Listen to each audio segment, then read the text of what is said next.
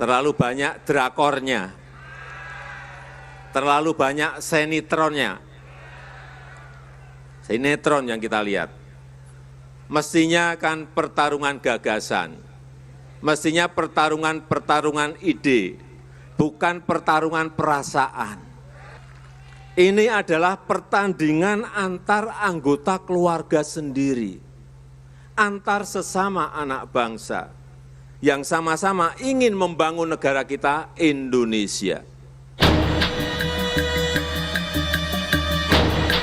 Politik rasa sinetron. Sindiran ini disampaikan Presiden Jokowi di perayaan hari ulang tahun ke-59 Partai Golkar awal pekan ini. Menurut Jokowi, Pilpres harusnya diisi dengan gagasan dan ide, bukan drama, seperti yang belakangan terjadi. Entah siapa yang disindir Jokowi, tetapi belakangan situasi politik Indonesia memang tengah memanas. Berbagai faktor ditengarai sebagai pemicu, mulai dari putra sulung Jokowi yang juga kader PDIP, Gibran Rakabuming, yang menjadi Cawapres Prabowo Subianto, hingga sidang etik Mahkamah Konstitusi yang berujung pencopotan adik ipar Jokowi Anwar Usman dari kursi Ketua MK. Sementara pekan lalu, di acara deklarasi tim pemenangan daerah Ganjar Mahfud di Semarang, Jawa Tengah, Ketua DPP PDI Perjuangan Puan Maharani sempat menyinggung soal kawan yang kini menjadi lawan di Pilpres 2024. Gak takut? Ada yang mengintimidasi, mengatakan tidak boleh pilih Ganjar Mahfud, kalian akan pilih siapa? Ada badai menghadang di depan kita, kawan menjadi lawan, teman menjadi lawan, kita tetap akan dukung siapa?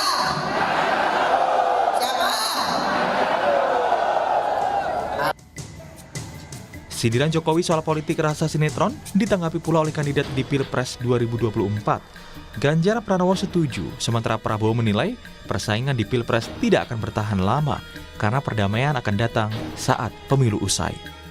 Semua orang bisa berkomentar apapun dan saya lebih suka dengan gagasan. Saya setuju dengan politik gagasan, maka demokrasi mesti kita dudukkan dalam porsinya sehingga cara-cara yang kira-kira tidak pas ya jangan dipakai. Sehingga semua punya situasi yang semua punya sikap yang sama, punya lapangan yang fair, sehingga gagasan-gagasan itu bisa disampaikan dan kita harus jujur. Sekali lagi Pak Jokowi, terima kasih. Contoh yang Bapak berikan, sikap negarawanan Bapak. Bapak kalahkan saya, tapi Bapak mengajak saya untuk bersama. Lalu siapa yang disindir Jokowi soal politik bak sinetron? Tim Liputan, Kompas TV.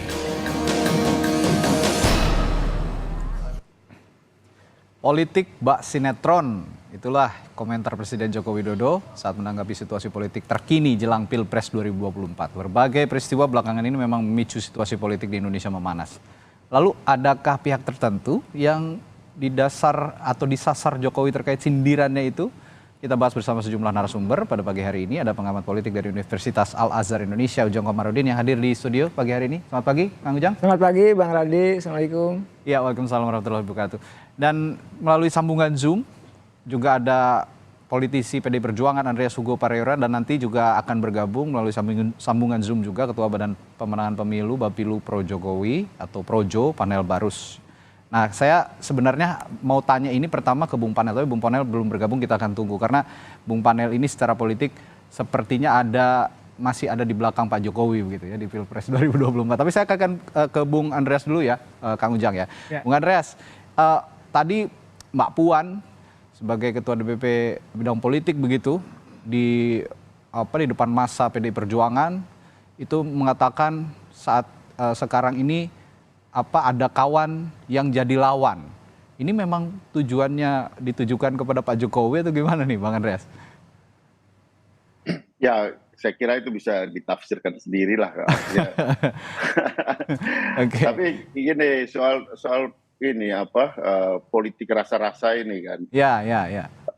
Ya, saya kira itu kalau kita mengatakan seperti itu, seolah-olah kita menyindir rakyat ini gitu. Dalam arti apa? Apakah rakyat ini tidak punya perasaan? Atau masyarakat ini apakah semua ini robot gitu melihat berbagai kejadian politik yang terjadi saat ini gitu kan, bahwa kemudian ada orang merasa kecewa, ada orang merasa tertipu, atau ada yang merasa dikhianati. Nah itulah rakyat. Dan kalau pemimpin menyampaikan seperti ini, ya seolah-olah pemimpin ini tidak punya rasa, tidak punya perasaan terhadap apa yang dirasakan oleh rakyat gitu. Nah ini kan bahaya sebenarnya. Kalau sudah tidak punya rasa lagi terhadap apa yang dirasakan oleh rakyat. Dan ini kejadian-kejadian yang kita alami hari-hari ini gitu. Bahwa kalau partai kita melaksanakan ya pemilu ini dengan ya berbagai macam aturan yang sudah ada, dengan skenario-skenario aturan yang sudah ada, dan kita mengikuti peraturan itu gitu. Tapi kan yang membuat drama siapa? Yang kemudian yang membuat sinetron siapa yang menulis skenario politik menuju kepada pemilu ini? Siapa pelaku? Siapa aktor-aktornya? Nah, saya kira hal-hal seperti itulah yang harus kita lihat lah gitu. Bahwa salah satu drama yang ada terjadi dalam politik Indonesia hari ini itu apa yang kita saksikan di Mahkamah Konstitusi, satu episode. Nah, ke depan masih ada episode lain gitu. Yang harus kita perhatikan juga gitu. Sekarang misalnya orang curiga, ini gimana ke depan? Rasa curiga kan terhadap apakah pemerintah akan melakukan intervensi terhadap proses politik yang ada ini gitu. Pemilu nanti. Ini kan banyak hal yang kemudian menjadi pertanyaan-pertanyaan publik yang seharusnya ini berlangsung secara ya demokratis, langsung, umum, bebas, rahasia, jurdil, masyarakat melaksanakannya dengan gembira. Tapi kan orang jadi curiga, tiba-tiba ada polisi datang ke kantor partai. Tiba-tiba hanya karena ada pemimpin datang, bendera-bendera diturunkan. Nah ini kan fakta-fakta yang ada yang kemudian dirasakan oleh masyarakat. Apakah pemimpin tidak merasakan ini? Jadi Bung Andre, Anda mau mengatakan sebenarnya yang merasa tersindir itu bukan PDI Perjuangan, tapi pemilihnya Pak Jokowi begitu, yang selama 2 periode memilih Pak Jokowi yang sekarang dibuat bingung begitu kira-kira? Saya kira masyarakat Indonesia ini dengan berbagai macam perasaan itu muncul ekspresi di dalam berbagai macam apa yang mereka munculkan, misalnya di media sosial. Nah itulah ekspresi dari masyarakat, karena masyarakat hanya bisa melakukan itu gitu. Dan ya kalau Anda menyindir masyarakat, ya saya khawatir sekali gitu, bahwa seolah-olah pemimpin ini tidak punya rasa terhadap apa yang dirasakan oleh masyarakat. Akumulasi perasaan ini kan berbahaya gitu. Terutama rasa curiga. Kalau tidak percaya lagi, orang bisa curiga sama orang. Baik, Kang Ujang, dramanya seperti Bang Andreas tadi bilang, justru ada di saat intervensi-intervensi politik yang dilakukan pemerintah saat ini. Ini juga menuju ke arah pernyataan Pak Jokowi yang mengintervensi sehingga menimbulkan drama, termasuk tadi katanya di Mahkamah Konstitusi. Demikian memang adanya. Ya, kalau kita bicara politik secara umum, ya kan penuh drama. Artinya apa yang di depan panggung berbeda dengan yang di belakang. Kan ini selalu terjadi di politik kita. Oleh karena itu kalau misalkan sekarang rame nih soal drakor, drama, lalu sinetron, ya memang fakta dan kenyataan bahwa politik kita diisi oleh hal yang seperti itu. Tetapi apakah mana yang melakukan itu, siapa aktornya, tentu publik sudah membaca itu kan. Nah misalkan kalau tuduhan atau kritikan Pak Jokowi, ini kan sebenarnya juga berbalas kritik lah. Sebelumnya Pak Hasto mengkritik Pak Jokowi, lalu Pak Jokowi tadi ya tanda petik ya mengkritik PDIP yang dianggap baperan gitu kan. Arahnya ke sana sebenarnya. Lalu Mbak Puan mengatakan kawan kini jadi lawan. Ini kan seiring sejalan dengan yang terjadi saat ini. Jadi saya melihat dalam konteks itu ya hari ini marilah ke depan untuk mengkonstruksi narasi politik itu dengan penuh narasi positif, narasi kebaikan. Ya memang fakta dan kenyataannya politik itu kita kan sinetron, seperti sinetron. Nah dalam politik memang kita dikenal begini Bang, kalau politik praktis ya, dalam teoretik tidak dikenal. Ya biasanya kalau bahasa saya boleh mengatakan bahwa kalau politik jangan baperan gitu. Karena kalau kalau baperan itu ya jangan pakai perasaan gitu. Nah, kenapa? Kalau pakai perasaan itu kalau sedang bercinta pakai perasaan, tapi berpolitik tidak. Tetapi kan ini tidak juga di teoritiknya tidak ada, tapi praksis politik seperti itu. Tapi itu tidak bagus, tidak baik. Politik yang baik adalah bagaimana membangun skema relasi antara katakanlah tadi ide dan gagasan, apa yang ada di pikiran dengan hati nurani. Dengan mengembangkan tadi kejernihan hati. Ini penting dilakukan oleh seluruh elit politik kita. Makanya yang ada hari ini adalah bukan pertarungan ide dan gagasan, Bang Radi, yang hari ini muncul terus saling kritik, saling serang, lain sebagainya. Oleh karena itu ke depan, ya kalau kita ingin membangun sebuah kontestasi pilpres atau pemilu yang sehat, ya, maka narasi yang harus dibangun dan dikembangkan adalah narasi yang positif, gitu, yang penuh kebajikan, sehingga nanti pilpres itu betul-betul menjadi pesta rakyat, pesta demokrasi yang sejatinya kalau berpesta itu kan menyenangkan, menggembirakan. Nah hari ini kita masih katakanlah, ya walaupun saya menganalisa, tetap dari semua ujung pertarungan nanti ya kita punya pembelajaran yang besar, selalu berujung pada rekonsiliasi, selalu berujung pada konsensus. Kan dalam teori itu kalau ada konflik selalu ada konsensus. Kalau ada ribut ya selalu ada rekonsiliasi, kira-kira seperti itu. Tapi begini Kang Ujang, saya setuju juga bahwa pertarungan ide dan gagasan masih sangat minim sekarang. Saya mewakili publik begitu ya, saya juga punya hak pilih gitu ya nanti di Pilpres 2024. Sampai sekarang, sampai detik ini juga masih minim menerima ide dan gagasan para bakal capres begitu ya kalau boleh dikatakan. Karena banyak berkubang pada perdebatan-perdebatan di luar ide gagasan begitu, saling serang dan demikian. Nah, kalau yang disinggung oleh Bung Andreas tadi soal publik sebenarnya yang disasar atau disindir oleh Pak Jokowi sebagai seorang yang baperan gitu. Anda melihatnya seperti itu, publik katakanlah pemilihnya Pak Jokowi selama 2 periode, apakah pantas untuk baper dengan pernyataannya Pak Jokowi seperti itu? Ya, saya sih melihat tidak ya. Kalau baper kembali kepada publik sendiri tadi, kepada pemilih Pak Jokowi. Tetapi saya melihatnya bahwa kalau kita mau mengatakan objektif, tentu ada narasi-narasi yang katakanlah bisa dianggap tepat dari ucapan Pak Jokowi, tapi juga ada yang tidak. Kita kalau menganalisa dari ucapan-ucapan Pak Presiden, Pak Jokowi kan ada benarnya juga ada tidaknya. Oleh karena itu kalau misalkan ya katakanlah mengkritik yang lain baper karena tadi membawa perasaan dan lain sebagainya, bisa iya juga bisa tidak, kita tidak tahu. Tetapi dalam konteks itu kalau kembali kepada tadi pernyataan Pak Jokowi kepada pemilihnya gitu ya, kepada pengikutnya, saya rasa arahnya tidak ke sana, karena arahnya pasti ke lawan politik. Ini saya sih melihatnya seperti itu. Iya.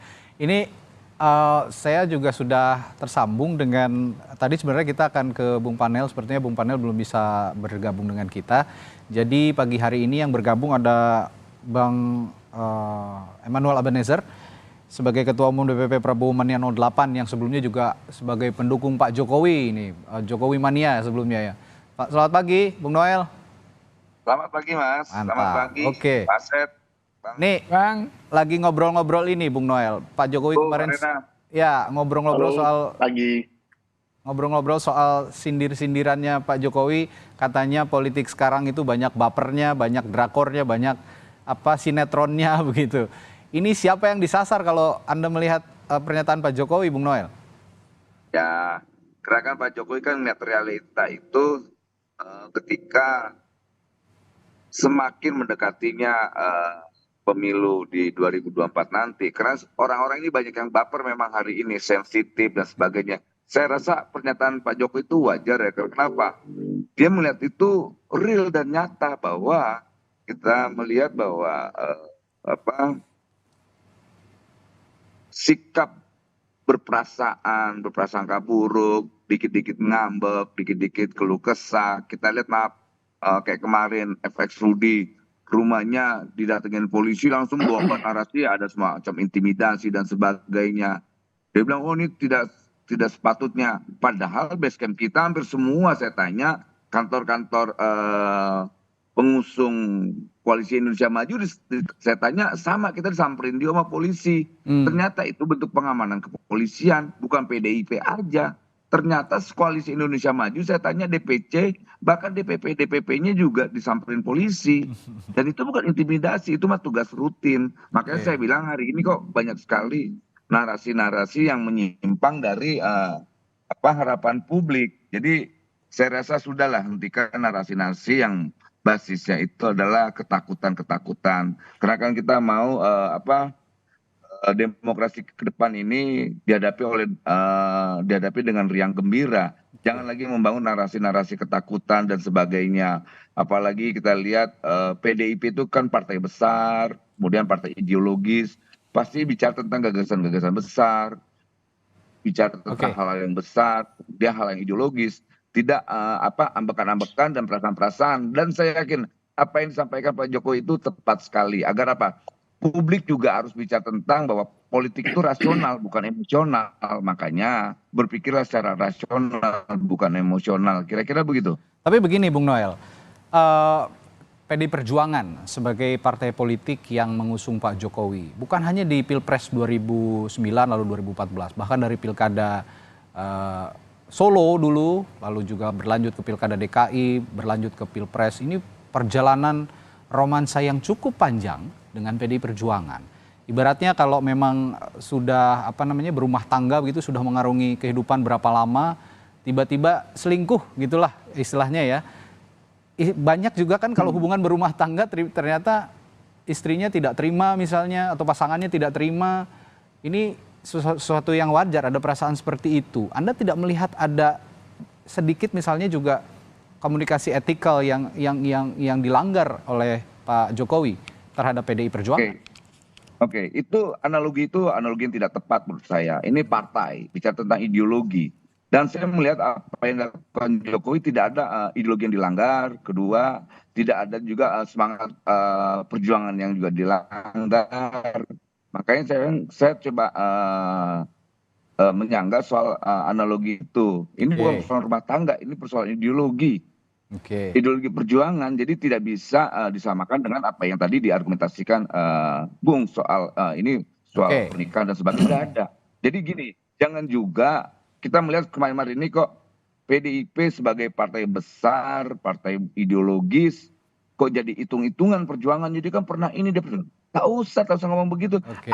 Malah membuat publik melihatnya jadi aneh. Kok partai besar ngomongnya kayak kanak-kanak ya? Kok partai ideologis ngomongnya hal yang tidak ideologis? Sudah ngomong hal ideologis, kami tetap kuat pada prinsip ideologi kami. Karena kami partai besar, kami akan bicara hal-hal yang besar. Itu dong partai besar. Bukan kayak gini, ini dia mengkhianati, ini aduh. Makanya Pak Jokowi kaget, makanya wajar pernyataan Pak Jokowi, jangan baperan, jangan drakor gitu loh. Kayak gitulah. Bang Andreas, kalau mau berjuang bersama-sama, jangan hitung-hitungan dong, katanya Bung Noel begitu. Gimana nih Bang Andreas? Betul, persis. Ya, yang hitung-hitungan itu saya kira semua orang bisa melihat gitu. Itu kan fakta. Tidak perlu diomongin pun orang tahu gitu kan.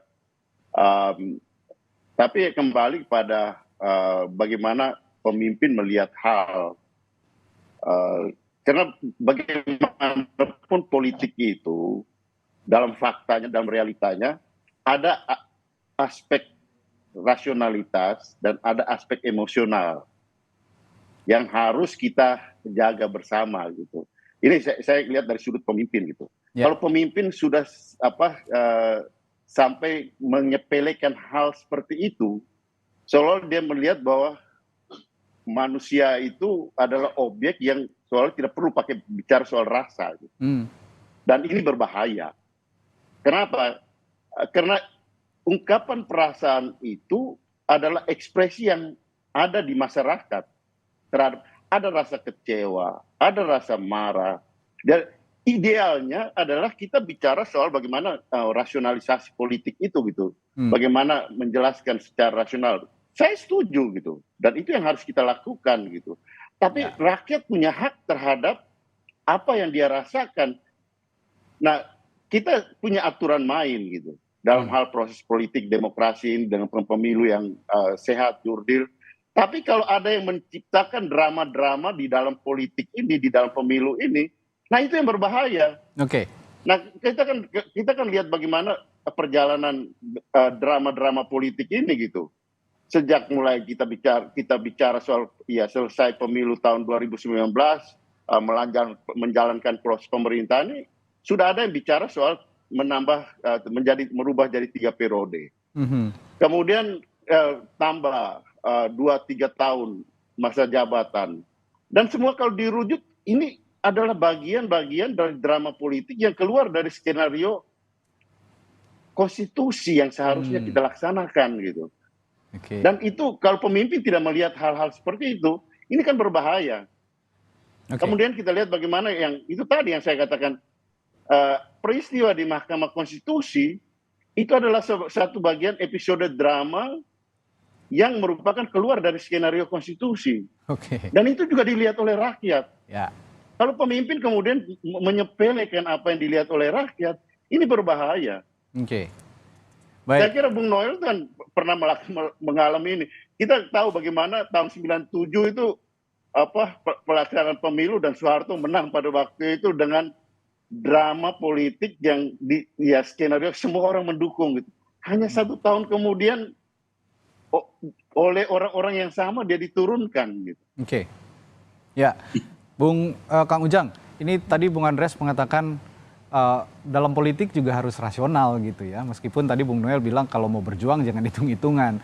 Nah, saya bertanya begini, kalau Bung Noel tadi mengatakan demikian, lalu Bung Andreas mengatakan demikian, bagaimana seharusnya kedua belah pihak bersikap saat ini ketika memang saat ini Jokowi berseberangan dengan PDI Perjuangan dan mengatakan bahwa ada sejumlah kalangan termasuk mungkin disasarnya ke PDI Perjuangan ini terlalu banyak drama, tapi ini polemik dan pembicaraan atau narasi yang sepertinya tidak akan habis kalau memang tidak ditengahi begitu ya. Ada seseorang atau ada sikap yang bisa menengahi semua ini. Bagaimana keduanya harus bersikap? Kedua belah pihak bersikap agar pemilu ini tetap atau pilpres ini tetap on the track yang tadi kita harapkan sama-sama memunculkan ide dan gagasan. Tapi Kang Ujang nanti setelah jeda ya kita jawab bareng-bareng. Pertanyaan saya nanti setelah jeda seperti itu dan Sapa Indonesia Pagi akan segera kembali sesaat lagi, tetap bersama kami.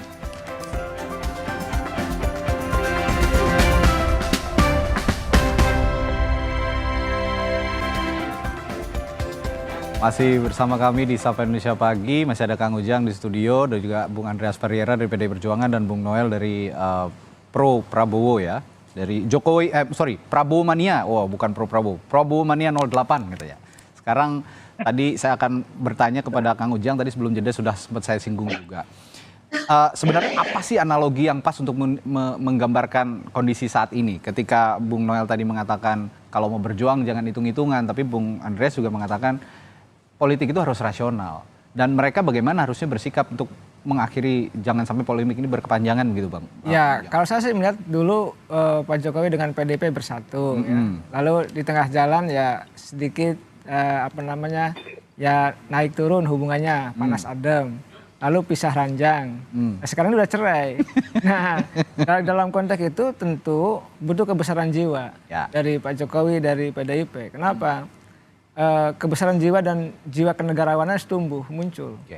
Maka saya selalu mengingatkan bahwa ya Pak Jokowi termasuk Bu Mega dan PDIP tentu ingin menunjukkan kepada publik bahwa beliau-beliau adalah memiliki sifat kenegarawanan itu. Apa?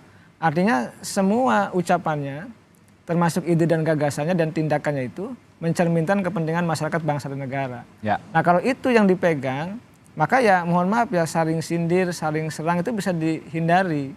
Ya memang kalau pertarungan politik, kompetisi politik tidak bisa menghindari hal-hal yang seperti itu pasti.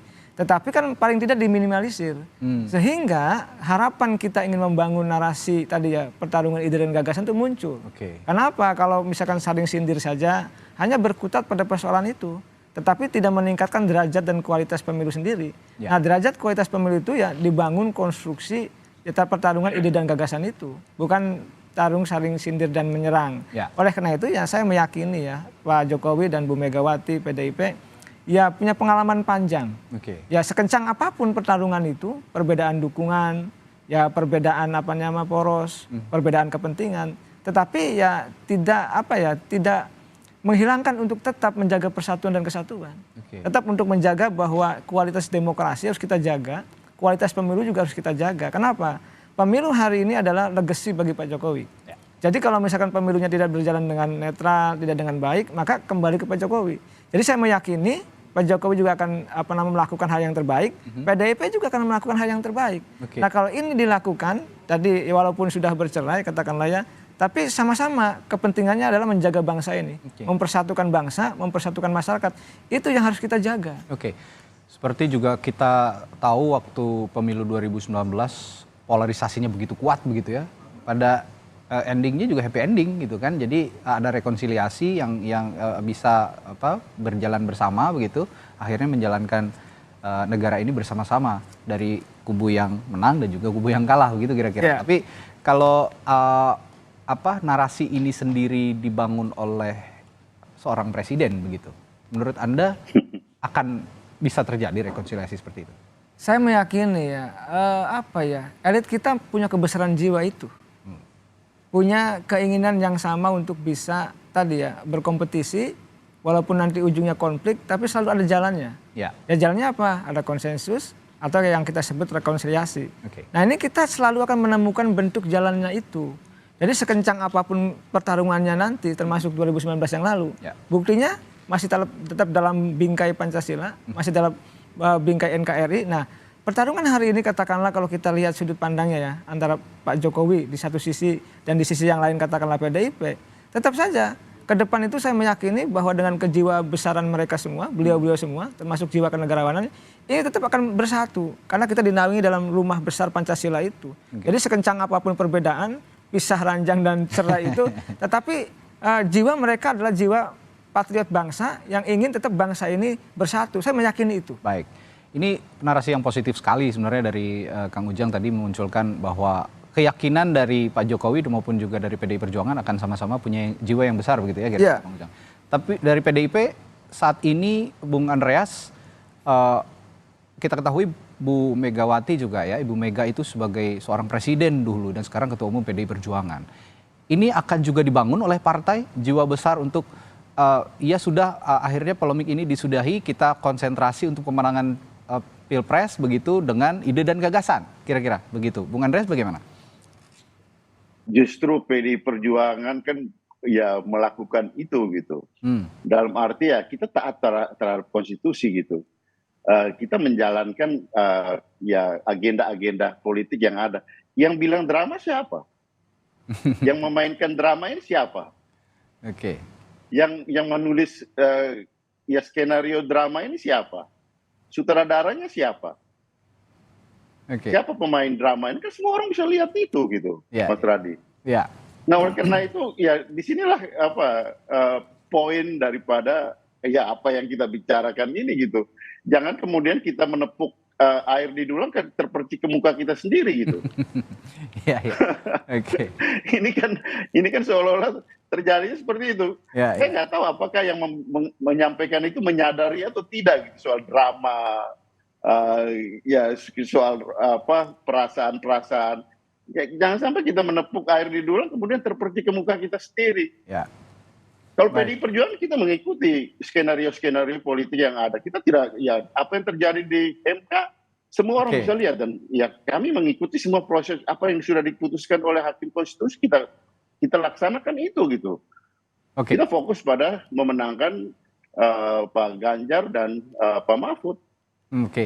Ya, saya ke Bung Noel. Bung Noel, dramanya menurut Bung Andreas itu dimulai di Mahkamah Konstitusi. Saya yakin arahnya ketika Gibran Raka Buming Raka lolos menjadi bakal calon wakil presiden ketika Mahkamah Konstitusi merubah undang-undang pemilu, meloloskan syarat batas usia capres, syarat minimal ya, batas usia capres cawapres. Respons Anda, Bung Noel?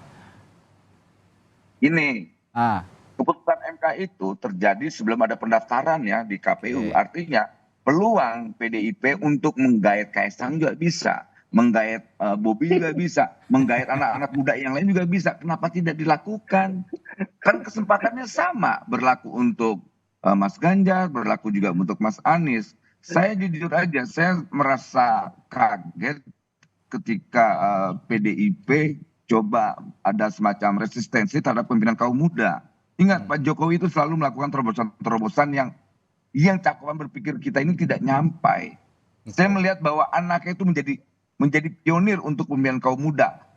Gibran itu adalah harapan untuk saya. Walaupun ada problem masalah ketika kawan-kawan menolak keputusan MK saat itu, tapi kan itu berlaku untuk siapapun. Bisa untuk Mas Ganjar untuk memilih Kaisang.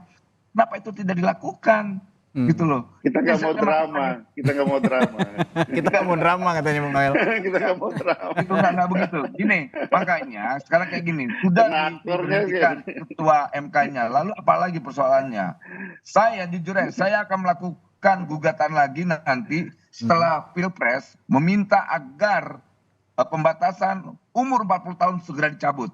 Karena saya mau anak saya mau jadi calon presiden, anak saya mau jadi wapres, gitu. Jadi hak konstitusional anak saya harus terpenuhi.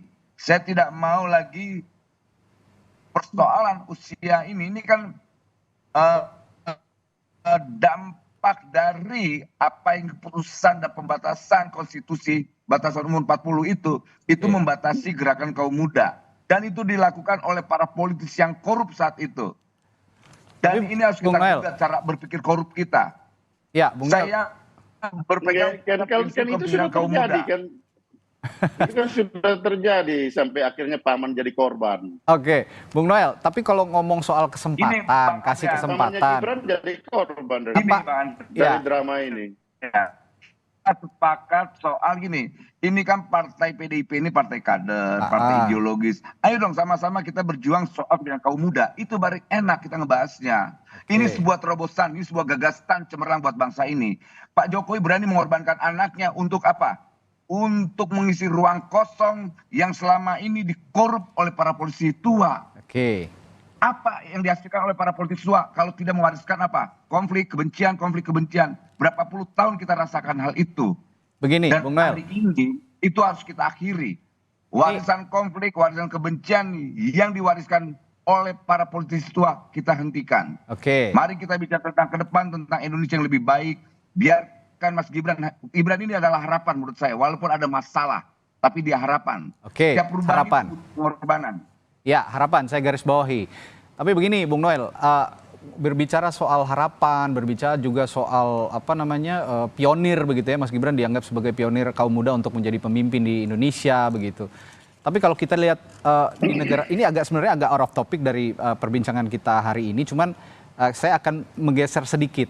Kita bicara soal pemimpin muda di dunia begitu. Kalau track recordnya di dunia itu kan melalui jenjang yang memang kita bisa saksikan bersama dari A sampai Z begitu ya.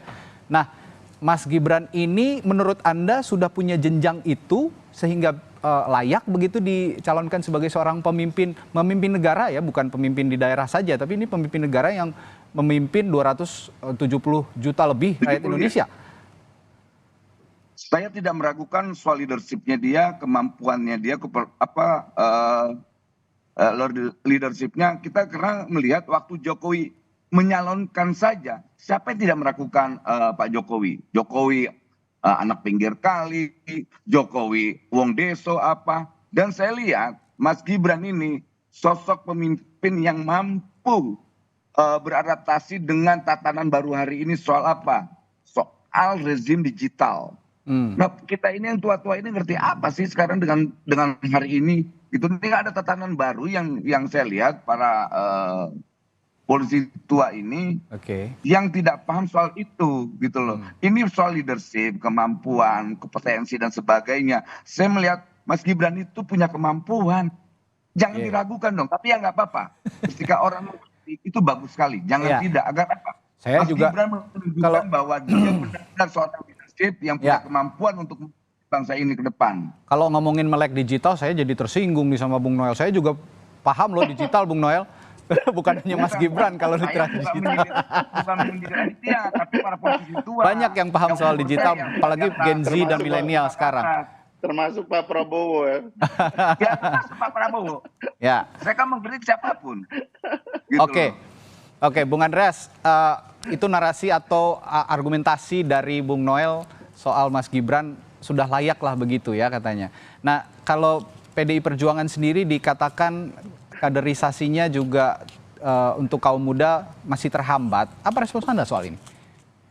Oh banyak kaum muda yang jadi pemimpin di PDI Perjuangan, cuma ya melalui jenjang pasti. Yang siap jadi Dan pemimpin Mas negara begitu ya Bung Andreas kira-kira? Mas Ganjar itu kan orang muda kan, Oke. tapi dia melalui proses jenjang karir yang Ya. panjang dan disiapkan dari bawah. Sehingga siap gitu ya untuk memimpin. Apa kurangnya kan beliau 2 periode jadi anggota DPR, gubernur, kemudian di partai dari tahun 90-an. Begitupun juga dengan Pak Jokowi dulu kan, meskipun dia dari daerah, tapi dia melalui suatu jenjang proses politik yang panjang. Baik. Dan itulah kaderisasi yang ada di partai. Baik. Partai itu kan gunanya adalah, salah satu fungsi dari partai itu adalah kaderisasi politik. Dan itu yang kami lakukan. Makanya saya bilang tadi, PDI Perjuangan itu menjalankan proses politik ini dengan taat pada aturan dan konstitusi. Yang membuat drama ini siapa? Nah ini kan pertanyaan paling besar. Siapa yang menjadi sutradara dari drama ini? Siapa yang menjadi pemain dari drama ini? Kan semua orang bisa lihat gitu kan. Baik. Siapa yang menulis skenario drama yang keluar dari alur konstitusi yang kemudian mengakibatkan korban pamannya Gibran di Mahkamah Konstitusi? Kan itu kan kelihatan semuanya.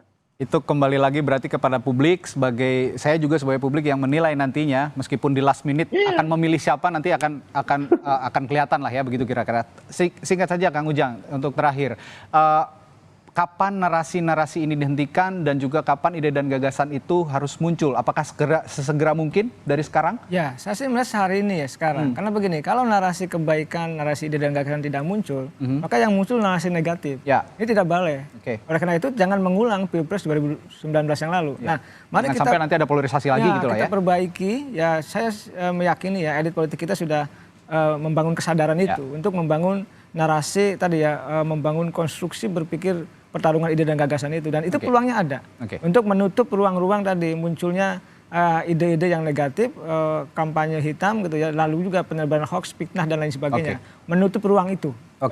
Meskipun untuk mengungkapkan ide dan gagasan dalam konteks politik, bumbu-bumbu drama itu akan tetap ada begitu pasti ya. ada. Bumbu drama itu akan dinamika politik Bang Radi. Ya, itu dinamika politik bahwa drama itu tidak akan mungkin hilang dari dunia politik, tetap ada. Tapi di track ide dan gagasan kita harus sama-sama mengawal bahwa drama juga nih. visi dan misi, ya saya juga sebagai broadcaster seorang pemain drama juga kalau kata Bang Andreas gitu ya. Tapi visi dan misi bakal capres-cawapres harus kita kawal sehingga pemilih tidak bingung untuk memilih calon pemimpinnya di 2024 nanti. Baik, terima kasih Bung Andreas Hugo Pereira, politisi PDI Perjuangan, dan juga Bung Emmanuel Ebenezer dari Prabowo Mania 8, dan juga Kang Ujang, pengamat politik atau analis komunikasi politik dari Universitas Al Azhar, telah bergabung di Sapa Indonesia Pagi.